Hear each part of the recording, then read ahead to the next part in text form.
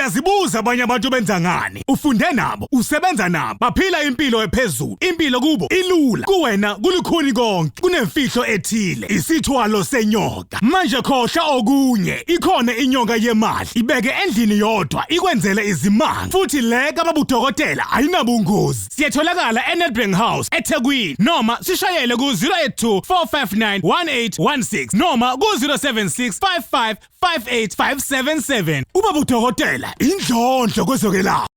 Siyabingelela ubengelela Babu Dokotela babesizwe bawujabulile umfana omhleja ekhehlela 889. Icode le ebaleka kakhulu emkhathini 889. Code ebaleka kakhulu emkhathini sikhuluma indaba noBabu Dokotela namhlanje uyathoba kakhulu ngithi ke angeke sibonga kakhulu isupport esinike yona Babu Dokotela babesizwe bawujabulile umfana omhleja ngathi ekhehlela umzola amanxisi angisola angixolisi silana sithatha isinqumo esingayisoli ngaso ukuthi ku 2024 let's just do research and then start to travel sivuthu zama passport ethu sokwenza ukuhle for our clients anisithumanga sisithume thina kusho ukuthi emesifa ngeze sikhale ngani ngoba kunoma skido lesamile indaba esihamba kuzona namhlanje itopic yethu namhlanje it amplified wealth ake siyibuke lento lena. There are two kinds of people. There are those who want money without gambling. I repeat, there are those who want money without gambling. And there are those who want money by gambling, not doing any business, but gambling. Why do I say by gambling? Because if they want 5,000 rand,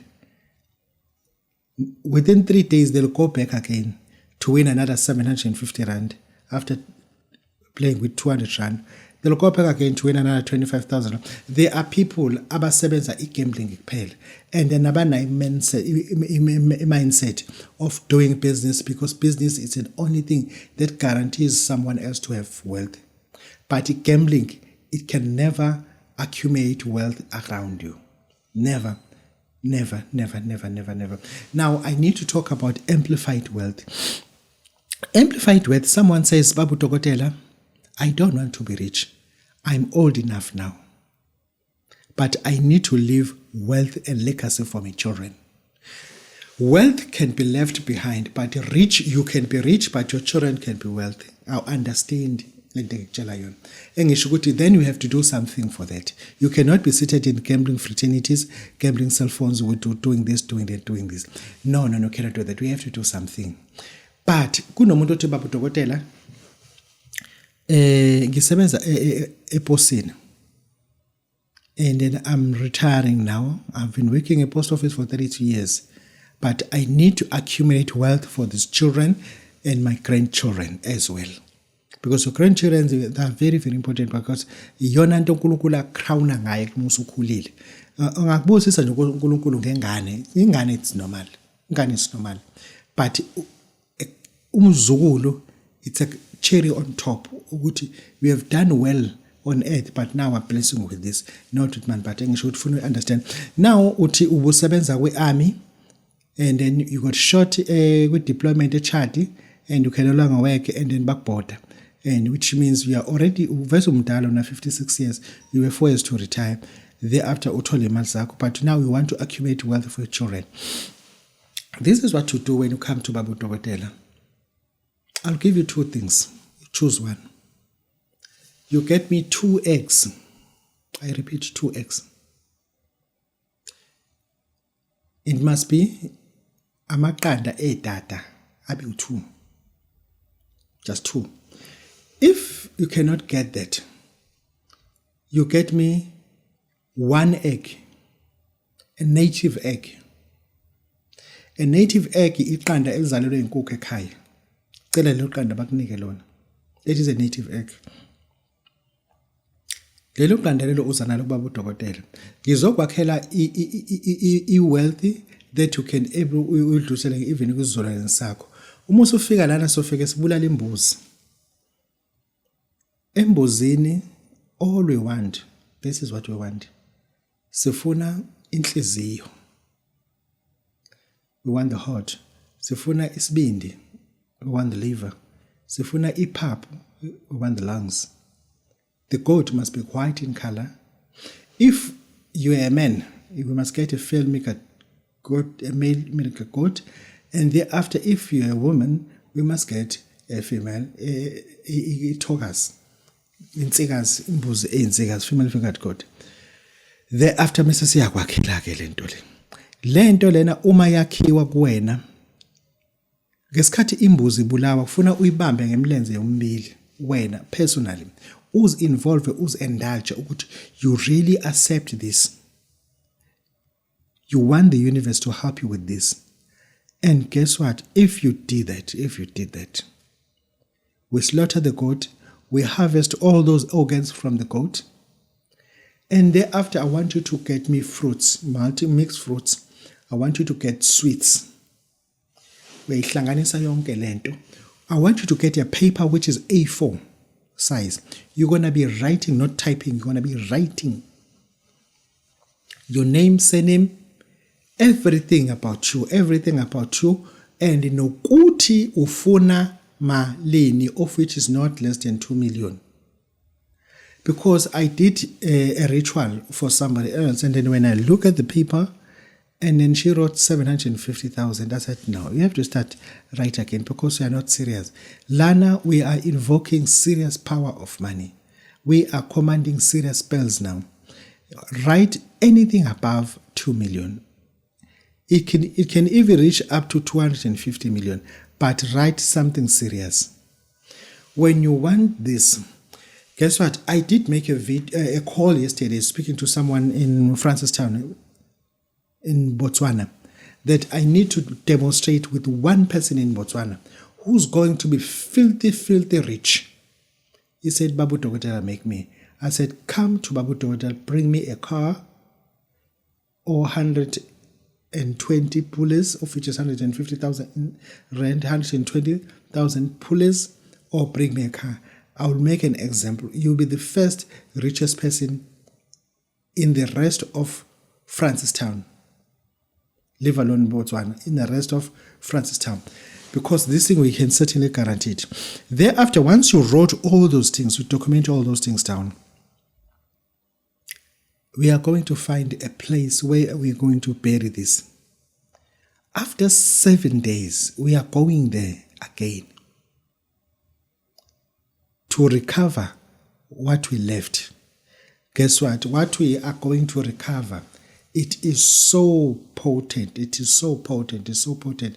That is whereby you'll be able to name and mention any amount of money that you want in the universe. It's going to happen. Thereafter, so that you'll understand these things in the universe, after doing that, you're going to write a code, 889.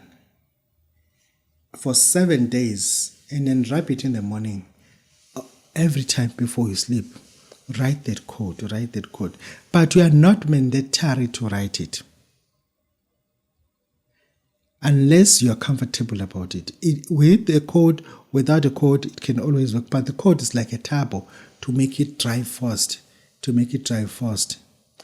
is a code that we urge people to write. We urge people to write those codes. Because we are tapping to another dimension of the universe. We are calling up on wealth to come by force. But now the question is, ubani okwazi ukwenza lento? Umuntu ongaba nayo imoto. Umuntu othi angaba nayo imali engango 100,000 to 150,000. Umuntu ongaba nayo imali yokuthenga imbuzi. Umuntu othi angakwazi ukuhlala eThekwini 7 days. Or angakwazi ukubuya futhi eThekwini after 7 days. Lo umuntu ke lo siyakwazi ukuthi simenzele lonto. But umuntu othi hell no, Babu Dokotela, 7 days is too much, mina ngifuna into esheshayo kunalokho, you are in a wrong office, because I cannot reduce isikhathi. Lesikhathi lesisuke sisinikiwe isona isikhathi esisithwasisiwe lezo. Lento ngiyenzile ngayiprove ukuthi iyenzeka. And then ishintsha isimo ngokukhulu ukusheshsha. But ayishintsha isimo umuntu ongashintshile engqondweni, because our understanding kunomuntu wesifazane manje uze alale nabantu bokuhamba, alale namaSomalia, alale namaPakistan, ngoba ezama ukufihla ihlazo lengane zakhe ukuthi akukhulu ekhaya. but unama asset standing, unezinto ezikhona ekhaya that you can convert into cash. Wena awuzo understand baba lento ngoba ay affect izingane zakho zamantombazane ziyasibona isimo ekhaya. A child of 23 years old past 2 years ibicela yonke into kuwena, but since you retire ayikazi iphinde icele lutho kuwena. Ayikazi inengane efunda crash, lengane ikhokha 450 rand njalo ngenyanga ecrash, but lengane awazi ukuthi ifundiswa yimi. Uyazi ubaba wale mali engozini yemoto and it's done deal. Then kuthini kuwena ubona ingane yakho iglower? Do you know why iglower? It because lengane intombazane ilala nobaba abadala, abadala even kunawe.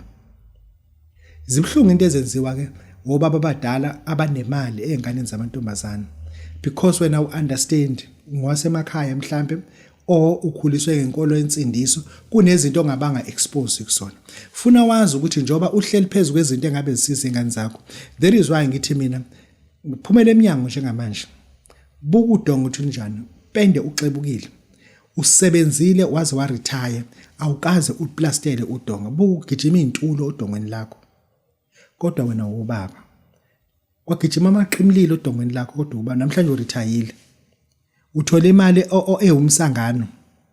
And le ngane zakho azakukhulumisa into eziningi, ziyaglowa kunalokho.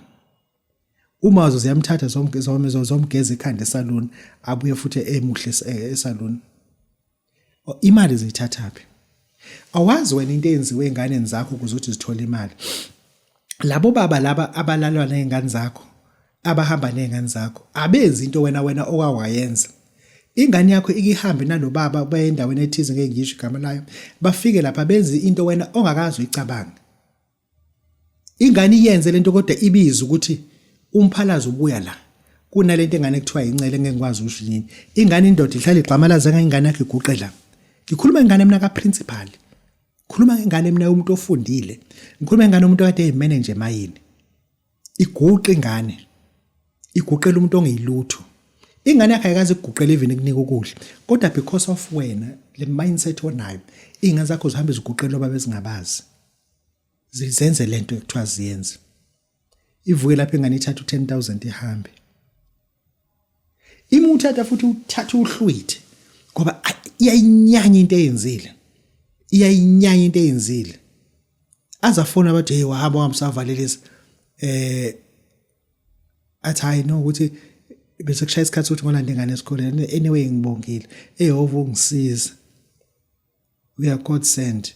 Ingane iyasho ngani uyazi indlela iminyanya ngalo baba, kodwa into eyifuna imali kuyena.